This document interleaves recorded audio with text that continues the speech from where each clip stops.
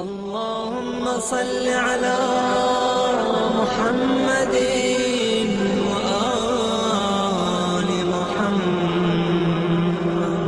بسم الله الرحمن الرحيم. رب اشرح لي صدري ويسر لي أمري واحلل عقدة من لساني يفقهوا قولي. إن الله وملائكته يصلون على النبي يا أيها الذين آمنوا صلوا عليه وسلموا تسليما. اللهم صل على محمد وآل محمد. اللہ تعالیٰ کے سب شکر گزار ہیں کہ جس نے ہمیں اشرف المخلوقات میں پیدا کیا اور اس کے بعد ہمیں یہ توفیق دی کہ ہم اس کی عبادت کریں، اور سب سے بڑی نعمت اہل بیت کی محبت اور مودت ہمارے دلوں میں جاگزی کی. ماہ رجب کی سعادتوں کو سمیٹنے کے بعد ہم ماہ شعبان میں داخل ہو چکے ہیں، اور جس طرح رجب میں نورانی شخصیات کی ولادتیں اور ان کے تذکرے آپ کے دلوں کو منور کر چکے ہوں گے، اسی طرح ماہ شعبان میں انوار شعبانیہ یعنی شعبان کے نور سے آپ کے ایمان اور ایمان کے پہلوؤں کو تقویت اور تجدید ایمان کی توفیق مل رہی ہوگی. 3 شعبان امام حسین کی ولادت،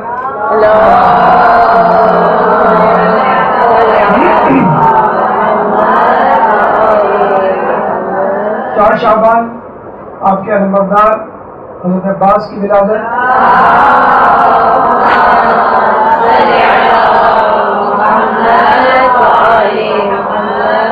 اور اس کے بعد 7 شعبان جناب قاسم علیہ السلام کی ولادت.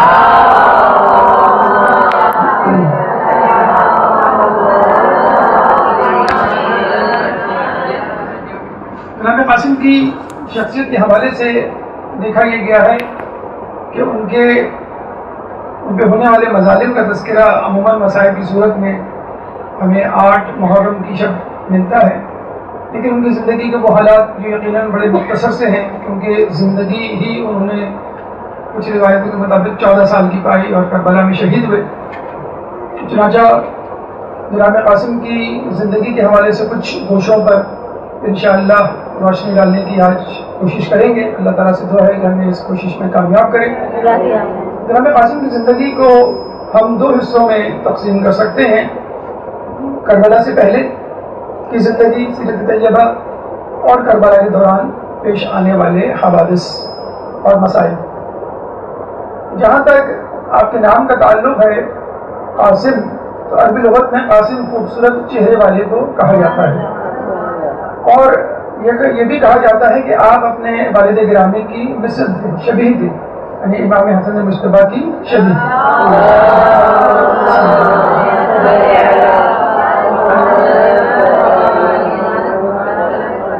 اور یہ بھی ہمیں تاریخ میں ملتا ہے کہ جناب حسن خود سرور کائنات رحمت للعالمین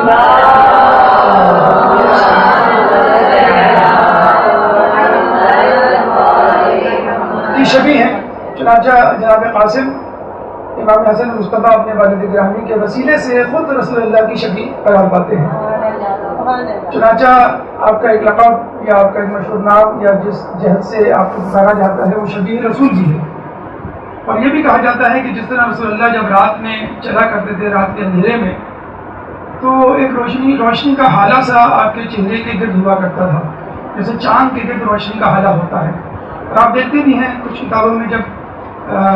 معصومین کی تصاویر سے آپ کا سامنا پڑتا ہے تو چہرے کی بجائے ایک روشنی کا حالہ بنا دیا جاتا ہے. تو یہ کہا جاتا ہے کہ جب آپ لشکر شام میں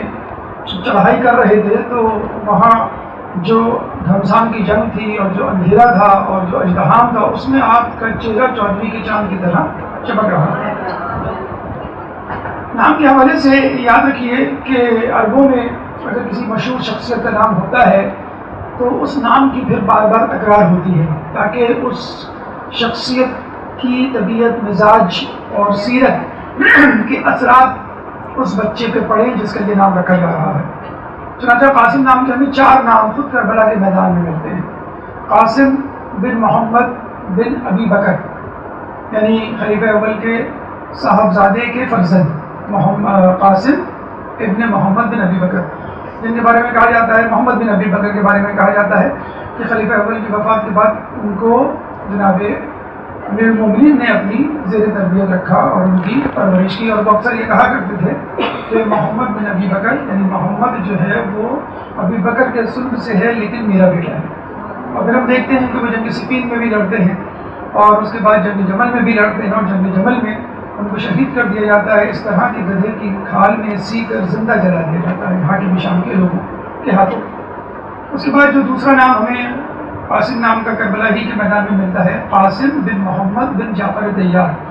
جعفر طیار کے ایک بیٹے عبداللہ بن جعفر طیار جو مدینے میں رہ گئے تھے، دوسرے بیٹے کربلا کے میدان میں محمد بن جعفر طیار. جعفر طیار کے جن کو جنگ موطا میں شہید کیا گیا، جن کے بازو قلم کیے گئے، جن کے بارے میں رسول اللہ نے یہ خوشخبری دی کہ اب وہ جنت میں اپنے 2 پروں کے ساتھ پرواز کر رہے ہیں، جبھی ان کا نام طیار پڑا. اسی بعد قاسم بن عباس، یعنی حضرت عباس علمدار کے خود ایک بیٹے کا نام قاسم تھا. اس کے علاوہ قاسم بن حبیب ابن مظاہر، حبیب ابن مظاہر جو کوفے سے آئے تھے، ان کے ساتھ ان کا بیٹا قاسم بھی ان کے ساتھ تھا. تو یہ 4 قاسم ہمیں ملتے ہیں کربلا کے میدان میں. اور جب ہم مزید تحقیق کرتے ہیں اور یہ دیکھتے ہیں کہ قاسم نام کیوں اتنا زیادہ مشہور و معروف تھا اور کیوں اتنی بڑی شخصیات نے اپنے بیٹوں کا نام قاسم رکھا، تو ہم تاریخ کے جھروکوں میں جب جھانکتے ہیں تو پتہ چلتا ہے کہ خود رسول اللہ کے پہلے فرزند کا نام قاسم تھا. اور بعثت سے پہلے، یعنی اعلان رسالت سے 2 سال پہلے ان کی پیدائش ہوئی اور 2 سال ہی میں ان کا انتقال ہو گیا، جس پہ رسول اللہ کو بہت رنجیدگی ہوئی. اور انہی صاحبزادے کی کنیت پر، انہی صاحبزادے کے نام پر رسول اللہ کی کنیت ابوالقاسم پڑی، جو اب ہمارے تقریباً ہر خطبے کا جز لانکیف بن چکی ہے کہ الصلاۃ والسلام علی رسول کریم خاتم النبیین شفیع المذنبین ابوالقاسم محمد.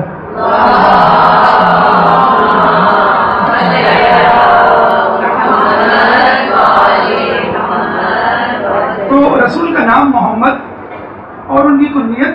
ابوالقاسم ہے. لیکن رسول اللہ نے اس کے بعد یہ تاکید سے کہا تھا کہ میرے بعد کوئی ان 2 ناموں کو جمع نہ کرے، یعنی میرے نام محمد کو اور میری کنیت ابوالقاسم کو. لیکن 2 جگہوں پر 2 شخصیات کے جو نے استثناء دیا تھا، یعنی امیر المومنین کی اولاد جس میں ہمیں ملتا ہے محمد حنفیہ کا نام محمد تھا اور ان کی کنیت ابوالقاسم تھا. اور دوسرا استثناء خداوند قدوس کی زمین پر آخری حجت امام مہدی علیہ السلام،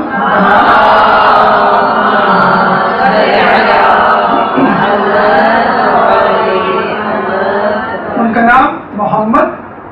اور ان کی کنیت ابوالقاسم تھا. خود رسول اللہ کی حدیث میں ملتا ہے کہ زمین کی آخری حجت جو اس دنیا کو اپنے عدل و انصاف سے اس طرح بھر دے گی جیسے وہ ظلم و جور سے بھری ہوئی ہوگی، اس کا نام میرے نام پر یعنی محمد اور اس کی کنیت میری کنیت پر یعنی ابوالقاسم. اور رسول اللہ کی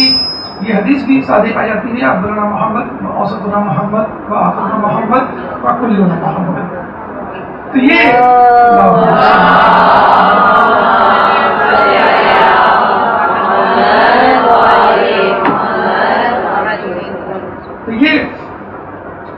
مختلف حوالے سے جناب قاسم کی تشریحات اور توضیحات تھی اور ان کا تاریخی پس منظر تھا. کہتے ہیں کہ جب امام حسن سے پوچھا گیا کہ آپ نے اپنے بیٹے کا نام قاسم کیوں رکھا، انہوں نے بتایا کہ میں چاہتا ہوں کہ جب کربلا کے میدان میں میرا بھائی حسین قاسم کو شہادت کے لیے پیش کرے، جنگ کے لیے پیش کرے، تو لوگوں کو رسول اللہ کا بیٹا قاسم یاد آ جائے کہ ہم قاسم ابن حسن کو نہیں قتل کر رہے بلکہ ہم قاسم ابن محمد کو قتل کر رہے ہیں. ایک تو نام رسول اللہ کے بیٹے پر اور شبیہ رسول اللہ کی صورت، تو ہو سکتا ہے رسول اللہ کی محبت جو ہے ان کے دل میں دوبارہ جاگ اٹھے اور وہ اس کام سے، اس قبیح فعل سے باز آ جائے. لیکن آپ نے دیکھا کہ ایسا نہ ہوا. اور پھر امام نے یہ بھی کہا کہ چونکہ ان کی نفرت رسول اللہ کے لیے گھر کر گئی تھی، چنانچہ اب ان کی روز حشر مغفرت نہیں ہوگی. بلکہ خود مولا کائنات سے جب پوچھا گیا کہ آپ کیا سمجھتے ہیں کہ اگر آپ کی اولاد کی جگہ رسول اللہ کی اولاد ہوتی، یعنی قاسم، طاہر، عبداللہ، اس کے بعد جو 2 بیٹے اور ہوئے تھے مدینے میں، تو یہ 3 بیٹے ہوتے، وہ جوان ہوتے اور ان کی اولادیں ہوتی، تو کیا لوگ ان پہ ظلم و ستم کرتے یا ان کو اس طرح شہید کرتے، قتل کرتے؟ تو آپ نے کہا کہ بخدا وہ ایسا ہی کرتے کیونکہ ان کے دلوں میں رسول اور خاندان رسول، رسالت اور خاندان رسالت کی نفرت گھر کر گئی تھی۔ اب وہ بیٹے خود رسول اللہ کے صلب سے ہوں یا جسے کہتے ہیں کہ ان کے بعد ان کی بیٹی کے بطن مقدس سے ہوں، ان کو یہ کرنا تھا۔ تو چاہے رسول اللہ کے بیٹے سامنے آ جائیں یا علی کے بیٹے سامنے آ جائیں، ان کو قتل کیے بغیر ان کی خلافت، ان کی حکومت کا راستہ ہموار نہیں ہو سکتا تھا۔ تو یہ قاسم نام کی توجیہ کہ جس کی بنا پر ان کا نام رکھا گیا اور جسے کہتے ہیں کہ آپ الحجت تمام کی گئی، کہ شاید ان کو رسول اللہ کی باتیں، شاید رسول اللہ کی محبت ان کے دل میں گھر کر جائے۔ کچھ علماء عالم نے ایک نئے پہلو سے، ایک مختلف جسے کہتے ہیں جہر سے آپ کے نام پر روشنی ڈالی ہے، جیسے کہ ہم نے آپ کو پہلے بتایا تھا کہ جناب زینب کا نام زہرا سے مستعار لیا ہے یا علی سے مستعار لیا گیا ہے، نون حسنین سے مستعار لیا گیا ہے، بے نبی سے مستعار لیا گیا۔ اس طرح قاسم کے بارے میں کہا جاتا ہے قاف کا مطلب قدیر، جو کہ اللہ تعالیٰ کا ایک نام ہے، الف سے اللہ، سین سے سلامتی اور میم سے مومن، یعنی اللہ کی قدرت ہے جو مومنین کے لیے سلامتی ہے۔ یقیناً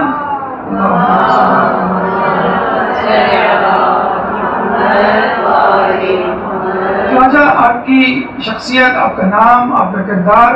یقیناً مومنین کے لیے ایک رحمت تھا، ایک برکت تھا، اور رسول اللہ کی یاد ہم وقت ان کے ساتھ کہا کرتے تھے۔ امام قاسم کی والدہ کی طرف چلتے ہیں، جیسے کہ آپ نے تاریخ میں پڑھا ہوگا، ام فروا کا نام، ان کا چرچا اور ان کا تقدس اور ان کی شخصیت آپ کے ذہن میں ہوگی۔ جناب ام فروا کنیت ہے اور ان کا اصل نام سلمہ تھا، سلمہ بنت عمرو القیس۔ ایک نام ہمیں نجمہ بھی ملتا ہے اور کچھ لوگوں کا خیال ہے کہ یہ ام الولد یعنی کنیز تھی، حالانکہ ایسا نہیں ہے، نام مشہور ان کا سلمہ ہی ہے۔ اور ایک اور نام ملتا ہے رملہ، بالا جو مشہور ترین نام ہے وہ سلمہ بنت عمرو القیس۔ عمرو القیس کے بارے میں یاد رکھیے کہ یہ خود عرب کا ایک بہت مشہور شاعر گزرا ہے،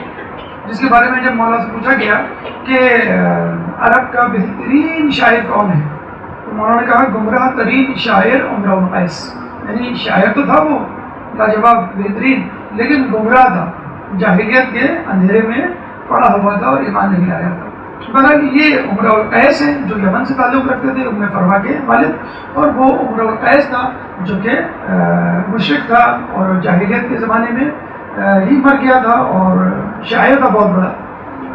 جناب عمرو القیس جو کہ والد تھے جناب ام فروا کے، یمن میں رہا کرتے تھے۔ ایک دفعہ مولا علی یمن گئے اور عمرو القیس نے آپ سے ملاقات کی تو وہ ان کا گرویدہ ہو کے رہ گیا اور ایمان لے آیا۔ اور یہ بھی ملتا ہے کہ ان کی محبت میں وہ یمن چھوڑ کر مدینے آ گیا کہ مجھے اب مدینے ہی میں رہنا ہے، اور اپنی دونوں بیٹیوں کو، سلمہ اور سلامہ، سلمہ بڑی بیٹی یعنی ام فروا اور چھوٹی بیٹی سلامہ جن کو ام رباب کہا جاتا ہے، دونوں بیٹیوں کو لے کر مدینے میں آ گیا اور یہ کہنے لگا کہ اپنی بیٹیوں کی شادی شریف ترین شخص سے ہوتی ہے۔ اب بھی کوئی شریف ترین شخص جو ہے تلاش کرنے لگا تو وہ دیکھتا تھا کہ مولا علی جس گلی سے گزرتے تھے تو لوگ کہا کرتے تھے ما اشرفہ حاضر الفتى، کہ کون اس مرد سے زیادہ بہترین شریف ہو سکتا ہے۔ تو اس نے مولا علی سے ایک دن اپنی خواہش کا اظہار کیا کہ میں اپنی بیٹی کی شادی اس شہر کے مدینے کے علاقے کے بہترین اور افضل ترین اور شدید ترین شخص سے کرنا چاہتا ہوں اور مجھے لوگوں میں آپ ہی ملے۔ تو آپ نے اس کی درخواست کو اس طرح قبول کیا کہ اپنی بڑے بیٹے امام حسن علیہ السلام کی شادی جو ہے وہ ام فروا سے اسی دن کر دی۔ ام فروا چھوٹی تھی، ان کے بڑے ہونے کے بعد ان کی شادی امام حسین علیہ السلام سے ہوئی۔ ام فروا سے شادی کے بعد جو کہ 35 ہجری میں ہوئی، آپ کے 4 بیٹے اور 2 بیٹیاں پیدا ہوئی، اور ام فروا جن کی شادی امام حسین سے ہوئی ان سے 2 اولادیں ہوئی، ایک جناب علی اصغر اور ایک بی بی سکینہ۔ چنانچہ علی اصغر اور جناب قاسم آپس میں چچا زاد بھائی بھی ہیں اور خالہ زاد بھائی بھی ہیں۔ چچا زاد بھائی حسن حسین کی وجہ سے ہیں اور خالہ زاد بھائی جو ہیں وہ ام فروا اور ام رباب کی وجہ سے، جو دونوں بہنیں تھیں۔ بہرحال آپ کے والد جناب قاسم کے حوالے سے، قاسم ابن حسن، تو امام حسن آپ کے والد تھے، اور آپ کو معلوم ہونا چاہیے کہ جب حضرت علی کی شہادت ہوئی ہے تو خلافت امام حسن علیہ السلام کے ہاتھ میں آئی، اور امام حسن علیہ السلام کے بارے میں آپ کو معلوم ہوگا کہ ٹھیک ہے کربلا اپنی جگہ درست ہے اور سب سے زیادہ مسائل ہمیں کربلا میں ملتے ہیں، لیکن امام حسن نے اپنی تمام تر کوششوں کے باوجود مسلمانوں کو بچایا، حالانکہ مسلمانوں نے یا ان کے لیجیے ان کے چاہنے والوں نے جو بظاہر چاہنے والے تھے کوئی دقیقوں کو برداشت نہیں کیا تھا آپ کو نقصان پہنچانے میں، یعنی وہ کہا کرتے تھے کہ آپ جو ہے حاکم شام سے لڑائی کریں اور ہم آپ کا ساتھ دیں گے، اور جب وہ لے کے چلے تو پتہ چلا کہ آہستہ آہستہ لوگ جو ہے وہ ٹوٹنے لگے، کیونکہ حاکم شام نے ان کو خریدنا شروع کیا، لوگ اپنے خیموں میں سوتے تھے، جب رات کو سونے کے بعد صبح فجر میں جاگتے تھے تو خلیفہ وقت یعنی حاکم شام کی طرف سے اشرفیوں کی تھیلی ان کے خیمے کے اوپر لٹک رہی ہوتی تھی، تو وہ اس تھیلی کو دیکھ کر اس میں موجود رقعے میں لکھی ہوئی تحریر کی وجہ سے حاکم شام سے جا ملا کرتے تھے، تو روزانہ جو ہے ان کی جو فوج ہے ان کی سپاہیوں کی تعداد میں کمی ہوتی رہی، اور وہ انجام بھاگ چکے تھے کہ میرے پاس بہت کم لوگ رہ گئے، اور جو لوگ ہیں ان کا بھی مجھے نہیں معلوم کہ جب میں حاکم شام سے لڑنے جاؤں تو یہ بھی میرا ساتھ چھوڑ گئے، اور جو گنے چنے لوگ بنی ہاشم کے یا بہت ہی زیادہ پکے مومنین اگر میرے ساتھ رہ بھی گئے تو یہ نہ ہو کہ ان کی بھی گردن زدنی ہو جائے اور اسلام یا مومنین جو ہے وہ بالکل اس سطح ہستی سے دنیا سے بڑھ جائیں۔ چنانچہ انہوں نے صلح کر لی، اور صلح کی بھی پیشکش خود حاکم شام کی طرف سے ہوئی اور سفید سادے کاغذ بھی ہوئی، تو یہاں یہ بات ہمیں جان لینی چاہیے کہ فتح دراصل خود امام حسن کی ہوئی، اور صلح کا حق وہ بڑھاتا ہے کہ جو ہار چکا ہو، حاکم شام کی طرف سے ہوئی، اور جو شرائط ہوئی اس میں طے ہوئی، اس میں مومنین کا خاص خیال رکھا گیا، کوفے میں رہنے والے مومنین کا، اہل بیت کا، اور اہل بیت میں جو لعان طعن ملی جا رہی تھی اس کو ختم کروانے کا، پھر ایک مخصوص شہریے کا، چنانچہ بہرحال تمام شرائط مومنین کے اور مسلمانوں کے حق میں تھی، لیکن پھر بھی لوگ آپ سے بہت ناراض ہوئے اور خدا نخواستہ آپ کو مذلل المومنین کا لقب دیا، نعوذ باللہ، یعنی امیر المومنین، مومنین کے امیر آپ کے والد گرامی تھے، تو اس کے حوالے سے کہا وہ تو امیر المومنین تھے لیکن آپ مذلل المومنین، نعوذ باللہ، مومنین کو ذلیل کرنے والے یا کروانے والے، لیکن یہ بالکل اسی قسم کا الزام ہے، یہ جو کہہ لیجیے اسی قسم کے شک و شبہ کا اظہار ہے جو خود رسول اللہ سے صلح حدیبیہ کے وقت روا رکھا گیا، اور صلح حدیبیہ کے وقت کچھ لوگوں کے دلوں میں نبوت کے متعلق خیال بھی آیا کہ کیا واقعی آپ نبی ہیں، کیا واقعی نبوت کے حامل ہیں، پھر بعد میں انہوں نے اس کی توبہ بھی کی اور استغفار بھی کیا، بہرحال بات کے دنوں میں لوگوں نے ثابت کر دیا، تاریخ نے ثابت کر دیا کہ آپ کا فیصلہ بالکل صحیح تھا، اور دوسری جو تہمت یا الزام آپ پہ لگایا گیا وہ کثرت ازدواج ہے، جو غیر شیعہ افراد نے اتنا زیادہ اس کو بڑھا دیا کہ آپ کی شادیاں جو ہے وہ 300 تک پہنچا دیں۔ جب مومنین نے، علماء نے، محققین نے اس کی باقاعدہ تحقیق کی تو پتہ چلا کہ اگر ہم 300 شادیاں لے لیں تو ہر 6 مہینے بعد ایک شادی، تو اس زمانے میں بہرحال کوئی امیر خاندان سے تعلق نہیں تھا، فخر و فاخر کی زندگی بہرحال تھی، رسول اللہ کے جانے کے بعد ان کی زندگی تنگ کر دی گئی تھی، تو کسی طرح ایک عام شخص کے لیے یہ ممکن ہی نہیں تھا کہ وہ خارج شادی کے اخراجات برداشت کر سکتا، اور پھر یہ بھی ملتا ہے کہ رسول اللہ ایک دفعہ امیر المومنین نے ممبر پہ آ کے یہ کہا کہ لوگوں میرے بیٹے سے اپنی بیٹیوں کی شادی نہ کرو، یہ عذاب بہت دیتا ہے، تو اپنے بیٹے کی اس طرح تذلیل کرنا، اور پھر تذلیل یا جسے کہتے ہیں کہ حقیقت آشکار کرنے کے بعد لوگوں کو پھر دوبارہ آپ سے رجوع کرنا، یہ بتلا رہا ہے کہ واقعی آپ قابل بھروسہ تھے۔ بہرحال یہ دونوں گفتگو، یہ دونوں الزامات جو ہے وہ تاریخ نے غلط ثابت کیے، محققین نے اس کے بارے میں اس کے خلاف جو ہے دلائل بھی دیے، تو اس امتحان سے امام حسن علیہ السلام جو ہے وہ گزر رہے تھے، لیکن بہرحال جناب قاسم کی ولادت کے بعد کہا یہ جاتا ہے کہ امام حسن علیہ السلام فقط 4 سال زندہ رہے۔ جب آپ بستر شہادت پڑھتے ہیں اور جب اپنی وصیت کر رہے تھے تو کہتے ہیں کہ تعویذ جو ہے انہوں نے امام جناب قاسم کے بازو پر باندھا، تمام چاروں لڑکوں کے بارے میں تھا، لیکن بازو کا انتخاب جو ہے جناب قاسم کا ہوا، اور یہ کہا گیا کہ جب تمہارے چچا یعنی حسین ابن علی پر کوئی مصیبت آئے تو تمہیں تعویذ کھول کر پڑھ لینا اور اس میں جو کچھ لکھا ہے اس پر عمل کرنا۔ پھر ہم مسائل میں دیکھتے ہیں کہ جب تعویذ کھولا گیا تو اس میں یہ لکھا تھا کہ تم اپنے چچا حسین ابن علی کی جو ہے مدد کرو۔ بہرحال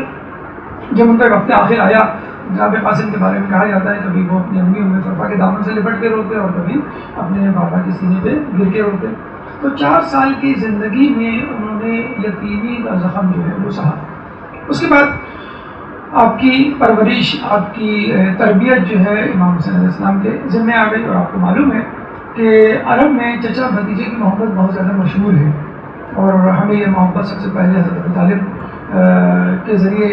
نظر آتی ہے، کس طرح انہوں نے اپنے بھتیجے رسول اللہ کی تربیت کی، محافظت کی، اور ان کو پال پوس کے جوان کیا، اور ان کو اپنے بیٹوں پر جو ہے وہ ترجیح دی، اور اپنے ساتھ سلایا کرتے تھے، اپنے ساتھ رکھا کرتے تھے. لگتا تھا کہ شاید وہی بیٹے ہیں اور دوسرے ان کے بیٹے نہیں ہیں. تو امام حسین علیہ السلام نے بھی یہی کیا کہ اپنے بھائی امام حسین علیہ السلام کی شہادت کے بعد جناب قاسم کو بالکل اپنے بچوں کی طرح پالا، اور کبھی بھی ان کو ان کے یتیم ہونے کا احساس نہیں ہونے دیا. جناب قاسم جب بھی کوئی چیز مانگتے، کوئی بات کہتے، اس چیز کو فوراً مہیا کر دیا جاتا، دستیاب کر دیا جاتا، اور ان کو ان کی بات، ان کے خواہش کو پورا کیا جاتا. کہتے ہیں کہ جب بھی جناب حسن سفر میں جاتے تھے تو جناب عباس اور جناب علی اکبر کے ساتھ ساتھ آپ کو بھی اپنے ساتھ لے جایا کرتے تھے. ابتدائی تعلیم، بنیادی علوم جو ہے انہوں نے اپنے والد امام حسین علیہ السلام سے حاصل کیے، اور اس کے بعد علوم قرآنی کے بارے میں کہا جاتا ہے خصوصی طور پہ امام حسین علیہ السلام نے اپنے بھتیجے کو علوم قرآنی سکھائی. کہتے ہیں آپ کی الحانی اتنی زیادہ مشہور و معروف تھی کہ جب آپ مدینے کی مسجد میں قرآن پڑھا کرتے تھے تو لوگوں کو لہنے داودی یاد آ جایا کرتی تھی، اور آپ کے گرد وہ حلقہ بنا کے بیٹھ جایا کرتے تھے. جیسے داؤد علیہ السلام کے بارے میں ملتا ہے کہ پرندے تک ان کی قرت سننے کے لیے ان کے گرد جمع ہو جاتے تھے. تو جناب قاسم کی آواز، خوش کہانی اور قرت کو سننے کے لیے مدینے کا ایک ہجوم آپ کے آس پاس آ جاتا تھا. جناب علی کے خطبات، فرمودات، مکتوبات ان کو مکمل طور پہ حفظ تھے. یہ نہج البلاغہ تو ابھی ہمارے پاس پہنچی ہے، اور یہ بھی سلیکٹڈ یا سلیکٹو جو ہے وہ انتخاب ہے جناب امیر المومنین کے مخصوص اور منتخب کلام کا، لیکن ان کو تقریباً تمام کلام یاد ہے. کہتے ہیں بیوی زہرا کا جو خطبہ فتح ہمیں ملتا ہے، جو جناب زینب نے خود اپنے کانوں سے سنا تھا، اور وہ کہتی ہیں کہ میں نے وہ خطبہ وہیں پر ازبر کر لیا تھا. مرل زینب کی شخصیت تو بہت زیادہ بلند و بالا ہے کسی بھی شخصیت سے، معصومین کے بعد، 4 معصومین کے بعد. لیکن جناب قاسم نے اتنی سی عمر میں جو ہے وہ جناب بی بی سیدہ کا خطبہ فتح جو ہے وہ مکمل طور پہ حفظ کر لیا تھا. اس کے بعد علوم قرآنی کے حوالے سے ملتا ہے کہ ان کو بہت زیادہ دسترس کی، بہت زیادہ جو ہے وہ مہارت حاصل تھی. دیکھیے یہ وہ علوم تھے جو کہ جناب قاسم نے اور اہل بیت کے خانوادے نے اور ان کے بچوں نے اپنے بڑوں سے حاصل کیے. یہ ہمارے لیے ایک بہت بڑا پیغام ہے آج کل کے دور میں. جس طرح ہم دیکھتے ہیں کہ تعلیم کے اخراجات مسلسل بڑھتے جا رہے ہیں، لیکن اس کے ساتھ ساتھ ہم دیکھتے ہیں کہ اسکولوں سے شکوہ شکایت بھی بڑھتی جا رہی ہے، اور لوگ اپنے بچوں سے اتنے متنفر ہو گئے ہیں کہ اپنے پاس یا گھر میں رکھنے کے لیے کچھ دیر بھی گوارا نہیں کرتے. مطلب وہی چاہتے ہیں اسکول آئیں، اسکول کے بعد جو ہے وہ ٹیوشن پڑھنے چلے جائیں، اس کے بعد قرآن پڑھیں اور بس وہ جو ہے وہ سو جائیں. جب ان کی چھٹیاں آتی ہیں تو وہ سمر کیمپ تلاش کی جاتے ہیں، اور ونٹر ویکیشن میں بھی کہیں ان کو انگیج کر دیا جاتا ہے. تو یہ تعلیمات اہل بیت سے سیکھیے کہ جتنے علوم کم از کم، ہمیں نہیں کہہ رہے کہ ان کو پی ایچ ڈی یا ایم اے اور ماسٹرز کے کورس آپ پڑھائیں، لیکن جتنی تعلیم آپ کے پاس ہے، جتنا علم آپ کے پاس ہے، کم از کم وہ پہنچائیں. کوئی جتنے خلوص سے آپ ان کو پڑھائیں گے اتنے خلوص سے کوئی اور نہیں پڑھائے گا. اس کے ساتھ ساتھ تعلیم کے ساتھ ساتھ تربیت بھی آپ کا جز ہوگی، جبکہ اسکولوں میں، کوچنگ سینٹرز میں، ٹیوشنز میں اس کا خاص خیال نہیں رکھا جاتا. ان کو تربیت سے کوئی لگاؤ نہیں ہے. وہ چاہتے ہیں کہ بس بچے کو تعلیم دے دی جائے، بلکہ اب تو یہ ہونے لگا ہے کہ بچے کو کسی طرح اچھے گریڈ سے پاس کروا دیا جائے. ان کو اس سے فکر نہیں ہوتی ہے کہ بچے کو کیا تعلیم دے رہے ہیں، صحیح تعلیم دے رہے ہیں یا غلط تعلیم دے رہے ہیں. تو آپ اپنے بچے کو تعلیم دیں گے، تعلیم کے ساتھ تربیت بھی دیں گے. جب آپ تربیت دیں گے تو آپ کو باطل کا فرق بھی سکھائیں گے، صحیح اور غلط میں تمیز بھی سکھائیں گے، ادب و آداب بھی سکھائیں گے. اور ظاہر سی بات ہے کہ جب بچہ آپ کے ساتھ ایک ایسوسیشن پیدا کر دے گا، تعلق ربط پیدا کرے گا، تو خود بخود آپ کی بچے سے محبت بڑھتی چلے گی. کہتے ہیں کہ نظر سے دور دل سے دور، کہ جب بچہ آپ سے دور ہوگا تو خود بخود وہ آپ کے اندر جو محبت ہے یا اس کے اندر محبت ہے وہ کم ہوتی چلی جائے گی. تو بچے کو خود پڑھانے کا طریقہ اور بچپن سے پڑھانے کا طریقہ، اور جب تک آپ نے سکت اور آپ کی قابلیت اس کے اندر ٹرانسفر نہیں ہو جاتی اس وقت تک پڑھانے کا طریقہ جو ہے وہ اہل بیت سے آپ کو اور ہم کو سیکھنا چاہیے. درود پڑھ محمد علیہ.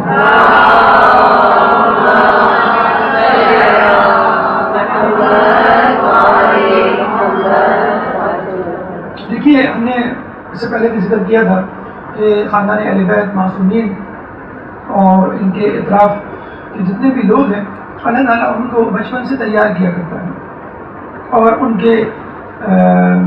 اوصاف حمیدہ گہوارے ہی سے ظاہر ہونے شروع ہو جاتے ہیں. جیسے مولا علی کے بارے میں ملتا ہے کہ گہوارے میں کس طرح انہوں نے اجدہے کے 2 ٹکڑے کیے، اور جس طرح ہمیں ملتا ہے کہ کس طرح جو ہے وہ مولا علی نے اور امام زمانہ میں جو ہے وہ بچپن میں کلام کیا، جس طرح انبیاء کے بارے میں ملتا ہے. تو یوں سمجھ لیجیے کہ اہل بیت کے گھرانے کے ہر فرد کو بچپن ہی سے سکھا دیا گیا تھا کہ تم جو ہے کس خاندان سے تعلق رکھتے ہو اور تمہیں کیا کرنا ہے، اور جو آگے چل کے جو کام کرنا ہوتا تھا اس کے بارے میں بھی پہلے سے آگاہی دے دی جاتی تھی. جیسے ہمیں ایک واقعہ ملتا ہے کہ آپ کی ولادت کے 5 مہینے بعد محرم تھا، تو ایک دن ام فروا گھبرائی ہوئی امام حسین علیہ السلام کے پاس آئی اور کہنے لگی کہ آپ کے بچے نے جو ہے وہ صبح سے دودھ نہیں پیا. انہوں نے کہا کہ گھبرانے کی بات نہیں ہے، آج جو ہے وہ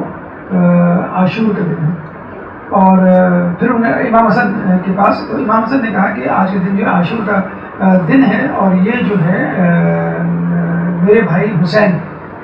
کے ساتھ جو ہے وہ شہید ہوگا اور محرم کا مہینہ ہوگا اور 3 دن کے بھوکے پیاسے ہوں گے.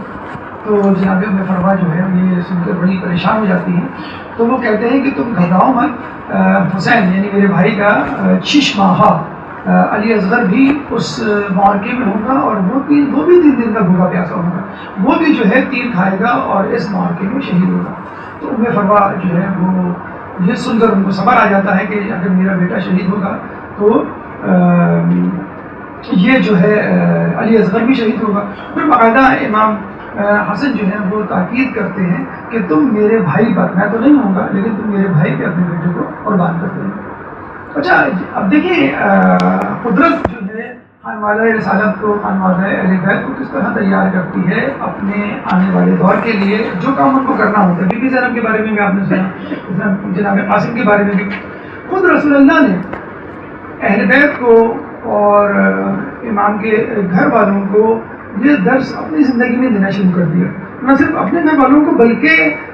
اصحاب کو بھی یہ بتانا شروع کر دیا تھا کہ میرے بعد کیا کیا مسائل میرے اہل بیت پر جو ہے وہ ڈھائے جائیں گے. تو کہتے ہیں کہ عاشور کے دن رسول اللہ کے بارے میں کتاب بہقی میں جو ہے یہ روایت موجود ہے کہ رسول اللہ اصحاب کی عورتوں کو اپنے گھر میں لاتے تھے اور جو ان کے شیخ اور بچے تھے ان کے لیے تاکید کیا کرتے تھے کہ تم صبح سے لے کے شام تک ان کو دودھ نہیں پلانا. اور پھر تذکرہ کیا کرتے تھے کہ کربلا کے میدان میں عاشور کے دن جو ہے میرے خاندان حسین کے اور حسین کے بیٹے اور ان کے عزیز و قارب جو ہیں اہل بیت کے چاہنے والے جو ہے 3 دن کے بھوکے پیاسی جو ہے وہ مارے جائیں گے. پھر ہم دیکھتے ہیں کہ جناب قاسم کو جو ہے خواب میں بتلا دیا جاتا ہے، امام حسین کو خواب میں بتلا دیا جاتا ہے، جناب زینب کو خواب میں بتلا دیا جاتا ہے کہ تمہارے ساتھ جو ہے وہ کیا ہونے والا ہے. ایک خواب آپ نے بی بی زینب کا سنا تھا کہ کس طرح انہوں نے دیکھا کہ وہ گھر میں کھڑی ہوئی ہے اور ایک دم سے آندھی آتی ہے، تیز ہوا چلتی ہے اور درخت کو پکڑتی ہے اور وہ درخت اکھڑ جاتا ہے. جنت الفردوس میں ہو اور وہاں پہ ایک بہت بڑا خوبصورت پھولوں سے لدا ہوا درخت ہے اور اس کی جو سب سے بڑی سب سے اوپر کی شاخ ہے اس میں ایک سرخ پھول لگا ہوا ہے اور وہ پھول میں توڑنے کے لیے آگے بڑھتی ہوں کہ ایک دم سے آندھی چلتی ہے اور وہ پھول ٹوٹ کر نیچے گر جاتا ہے. جب وہ پھول نیچے گرتا ہے تو میں جھک کر اس پھول کو اٹھانے کی کوشش کرتی ہوں اور جیسے میں اٹھانے کی کوشش کرتی ہوں پھر ایک آندھی چلتی ہے اور اس پھول کی پنکھڑیاں بکھر جاتی ہیں. اتنے میں امام حسین آتے ہیں اور وہ آ کر اس پھول کی پنکھڑیوں کو چنتے ہیں اور ایک ایک پتی کو چنتے جاتے ہیں اور روتے چلے جاتے ہیں. جب ام فروا کی آنکھ کھلی تو دیکھا جناب قاسم سامنے ہی لیٹے ہوئے ہیں اور اس پھول کی جو رنگت تھی وہی سرخی جو ہے جناب قاسم کے چہرے پر تھی. وہ گھبرائی ہوئی جناب زینب کے پاس جاتی ہیں اور کہتی ہیں کہ میں نے جو ہے یہ خواب دیکھا ہے. تو بی بی زینب یہ خواب جا کر جناب حسین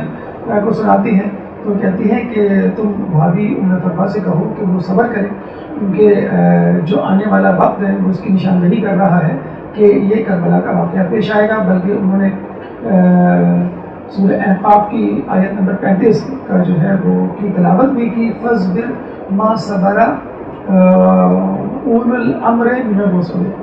کہ کہ تم صبر کرو کہ جس طرح اولو العزم من الرسل کہ اولو العزم پیغمبروں نے صبر کیا. تو جناب ام فرما کو بھی کہا گیا کہ تمہیں جو ہے اسی طرح صبر کرنا ہے کہ جس طرح تم سے پہلے لوگوں نے صبر کیا. پھر ہم دیکھتے ہیں لوگ اکثر ایک یوں کہہ لیجیے ایک اشکال ظاہر کرتے ہیں، شکوہ کرتے ہیں کہ بھئی اہل بیت کے لوگ جو ہیں وہ بچپن سے منتخب شدہ ہیں اور ان کو بچپن سے ہی بتلا دیا گیا ہے، خوابوں میں زیارت ہے اور الہامی طاقت ان کے ساتھ ہے، تو جو بھی پیدا ہوتا اہل بیت کی طرح ہوتا. لیکن ہم دیکھتے ہیں یہ سب تو چلے ایک لاشعور کی منزل ہے، خواب جو ہے ایک لاشعوری کیفیت ہے جس میں بتلا دیا گیا، یا بچپن میں جو معجزہ ہے دیکھیں ایک الہی طاقت تھی، قوت تھی جو ان کے ساتھ تھی. لیکن شعور کی منزل میں داخل ہونے کے بعد بھی انہوں نے خدا کی اطاعت اور بندوں کی خدمت سے منہ نہیں موڑا، بلکہ یہ تو وہ لوگ ہیں کہ انہوں نے اپنوں کی بھی خدمت کی، غیروں کی بھی خدمت کی، دوستوں کی بھی خدمت کی، دشمنوں کی بھی خدمت کی، حتیٰ کہ انسانوں کے علاوہ جانوروں کی بھی خدمت کی. آپ کے بچپن میں ایک بڑا اچھا واقعہ ہمیں ملتا ہے اور یہ واقعہ درس دیتا ہے کہ کس طرح انسان کو ایک درد مند دل اپنے سینے میں رکھنا چاہیے. گرمیوں کے دن ہیں، لو چلنے کے دن ہیں. اس سے پہلے بھی کراچی میں ایک وبا جو ہے وہ چلی تھی، ہیٹ ویو، کہ جس میں جو ہے وہ ہزاروں افراد جو ہے وہ مر گئے تھے. اور ابھی بھی یہی کہا جاتا ہے کہ آپ کو ہوشیار رہنے کی ضرورت ہے، بلکہ ایک ویڈیو کلپ یا ایک میسیج سرکولیٹ ہوتا ہے اکثر گرمیوں میں کہ آپ جو ہے لوگوں کو پانی پلانے کے ساتھ ساتھ پرندوں کے پانی پلانے کا بھی انتظام کریں کہ بیچارے وہ اڑ رہے ہوتے ہیں اور ڈھونڈ رہے ہوتے ہیں ہمیں پانی جو ہے وہ کہاں ملے گا. تو جب جہاں پانی مل جاتا ہے وہ پانی پی لیتے ہیں، اگر اڑتے اڑتے ان کو پانی نہ ملے تو ہو سکتا ہے شدت پیاس سے وہ بے ہوش ہو جائیں یا مر جائیں. تو اکثر لوگ اس کا اہتمام بھی کرتے ہیں. تو جناب قاسم اپنے بھائیوں کے ساتھ اپنے گھر کے صحن میں مٹی کے پیالے میں پانی کا اہتمام کیا کرتے تھے کہ پرندے آئیں گے اور وہ اس پانی سے جو ہے وہ سیراب ہوا کریں گے. چنانچہ صبح سے وہ پانی رکھ دیا کرتے تھے اور پرندے آتے تھے اور وہ پانی پیتے تھے اور پانی پی کے اڑ جایا کرتے تھے. 28 رجب کو جب قافلہ حسینی مدینے سے چلا ہے تو جناب قاسم کو اور ان کے بھائیوں کو فکر ہونی چاہیے تھی اپنے خاندان کے افراد کی جو چھٹ گئے ہیں، فکر ہونی چاہیے تھی مدینے کی گلیوں کی، اپنے دوست احباب کی جو مدینے میں رہ گئے. لیکن ان کو فکر ہوئی تو ان پرندوں کی فکر ہوئی کہ جو پانی پینے سے اب محروم ہو جائیں گے، کیونکہ اب جناب قاسم اور یہ تمام لوگ جا رہے ہیں. تو وہ محمد حنفیہ کے پاس ہیں.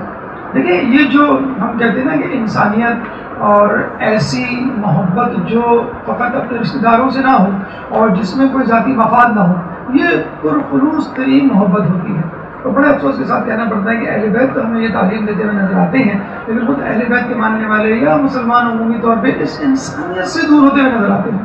ایک چھوٹی سی آفت، ایک چھوٹی سی مصیبت آ جائے تو ہم دیکھتے ہیں کہ لوگ جو ہے اپنی فکر زیادہ کرتے ہیں، دوسروں کی فکر کم کرتے ہیں. ابھی میں پڑھ رہا تھا کہ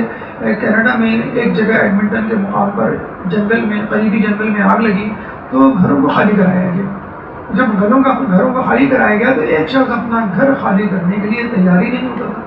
اس بڑی من سماجت کی گئی. اس نے کہا کہ نہیں، میں نے تو مچھلیاں پالی ہوئی ہیں، جب میں چلا جاؤں گا تو ان مچھلیوں کو کھانا کون دے گا، یہ مچھلیاں مر جائیں گی. تو کہتے ہیں باقاعدہ ایک پولیس والے نے اس کی جو ہے ذمہ داری قبول کی کہ آپ جائیں اور میں آپ کو اپڈیٹ دیتا رہوں گا، میں خود اپنے ہاتھوں سے ان مچھلیوں کو کھانا کھلاؤں گا. اور وہ چلا گیا اور وہ تقریباً جو ہے وہ 2 مہینے تک جو ہے وہ ان کو کھانا کھلاتا رہا. جب وہ واپس آئے تو وہ ان کو مچھلیاں زندہ سلامت ملی. تو اس کو ہم کہتے ہیں انسانیت. اصل میں یہ انسانیت کینیڈا امریکہ کے رہنے والوں کے اندر کی انسانیت اور محبت نہیں ہے، یہ ان کا درس نہیں ہے. یہ درس تو ہمیں اہل بیت نے بہت پہلے دے دیا تھا. تو اسلام اور مسلمانوں کی خدمت تو بہت دور کی بات، وہ تو انسانوں سے ہٹ کر جانوروں کی خدمت کے لیے ہر وقت تیار رہتے تھے. اور یہ ہمیں ملتا ہے کہ جب ہر آیا تھا اور اپنے لشکر کے ساتھ اس نے برملا کہا تھا کہ میں آپ کا دشمن بن کر آیا ہوں لیکن میں اس وقت پیاسا ہوں، باقی باتیں بعد میں ہوں گی، اس وقت مجھے پانی چاہیے. انہوں نے حضرت عباس کو حکم دیا کہ اس کے لشکر کو پانی پلاؤ. انہوں نے جناب ہر کو نہیں، صرف ہر کو نہیں، ہر کے لشکریوں کو، ہر کے گھوڑوں کو اپنے ہاتھوں سے، اپنے ہاتھوں میں پیالے لے کر پانی پلایا، 4 5 مرتبہ پانی پلایا جب تک ان کے پیٹ سیر نہیں ہو گئے. انہیں اپنے منہ کو جو ہے اپنے چہروں کو پانی سے نہیں پھیر دیا. تو یہ وہ لوگ ہیں جب جنگ صفین میں مولا قبضہ کرتے ہیں اور پانی پیتے ہیں، اپنے لشکریوں کو پلاتے ہیں، تو اسی وقت دشمن کی فوج بھی آ جاتی ہے تو مولا کے کچھ ساتھی جو ہے وہ ان کو روک دیتے ہیں تو مولا ان کو منع کرتے ہیں. یعنی پانی دونوں افراد پیتے. اور یہ ہوا کرتا تھا کبھی حاکم شام کا لشکر قبضہ کرتا تھا, کبھی مولا علی کا. جب حاکم شام کا لشکر قبضہ کیا کرتا تھا تو وہ لوگوں کو یعنی دشمنوں کو پانی پینے سے روک دیا کرتا تھا. لیکن جب مولا علی کا لشکر پانی پہ قبضہ کرتا تھا تو وہ دونوں کو پانی پلایا کرتا تھا. بہرحال یہ انسانیت ہمیں اہل بیت کے گھر سے ملتی ہے, اور دنیا میں اگر کوئی کسی قسم کی انسانیت ہو بھی رہی ہے تو اس کا درس دراصل اہل بیت نے دیا ہوگا, جس کو ہم مسلمانوں نے تو بلا دیا ہے اور دوسروں نے اپنا لیا ہے. چنانچہ بہرحال جناب قاسم اپنے بھائیوں کے ساتھ محمد حنفیہ کے پاس جاتے ہیں, کیونکہ وہ کربلا نہیں گئے تھے, ان کو مدینے میں رہنا تھا. ان کے پاس جا کے کہتے ہیں کہ ہم جا رہے ہیں اور ہمیں فکر ہے ان پرندوں کی جو کل دوبارہ آئیں گے اور جو روزانہ آتے ہیں ہمارے گھر میں, ہمارے صحن میں جو پیالہ ہے اس میں جو موجود پانی ہے اس کو پینے کے لیے ہمیں فکر ہے کہ ان کو پانی کون دے. تو محمد حنفیہ نے کہا کہ یہ ذمہ داری میں قبول کرتا ہوں, تمہارے جانے کے بعد روزانہ پانی ان کو میں پلاؤں گا. اور کہتے ہیں وہ 29 رجب ہی کو دوسرے ہی دن پہنچ گئے اور پیالے میں جو ہے مٹی کے پیالے میں جو ہے پانی ڈالا, ان پرندوں کا انتظار کرتے رہے. لیکن انتظار کرتے کرتے صبح سے دوپہر, دوپہر سے شام اور شام سے مغرب ہوئی, وہ پرندے نہیں گئے. بڑے حیران ہوئے. پھر اگلے دن دوبارہ انہوں نے پانی ڈالا, پھر پرندوں کا انتظار کیا, لیکن وہ پرندے نہیں گئے. کہتے ہیں کہ ان پرندوں کو 28 رجب کے بعد مدینے میں کسی نے نہیں دیکھا. اگر دیکھا تو عصر عاشور دیکھا کہ جب امام حسین کو شہید کیا گیا, ان کا لاشا جو ہے خون میں لت پت پڑا ہوا تھا, تو کچھ سفید پرندے اور ان کا غول امام حسین علیہ السلام کے لاشے کے پر آیا اور اپنے پروں کو ان کے خون سے خلط ملط کرنے لگا. اور پھر وہ پرندے اڑ کر